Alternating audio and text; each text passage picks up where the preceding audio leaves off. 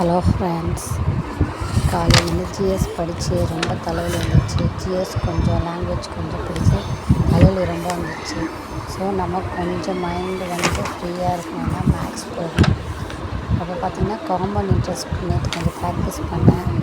அப்புறம் இன்றைக்கி பார்த்திங்கன்னா டைஸ் ப்ராப்ளம்ஸ் ப்ராக்டிஸ் பண்ணேன். ஸோ இவ்வளோ தான் கொஸ்டின்ஸ்னு பார்த்தா நம்ம ப்ரீவியஸ் இயர் கொஸ்டின் பேப்பர்ஸ்லாம் பார்த்திங்கன்னா இன்னும் நிறையா மாடலாக இருக்குது. ஸோ அதுக்கப்புறம் நம்ம என்ன பண்ணோன்னா இன்னும் புதுசாக காமன் இன்ட்ரெஸ்ட்டில் என்னென்ன மெத்தட் இருக்கோ எடுத்து ட்ரை பண்ணணும். அதே மாதிரி டைஸ் ப்ராப்ளம் 75% முடிச்சிட்டேன். இன்னும் 25% இருக்குது.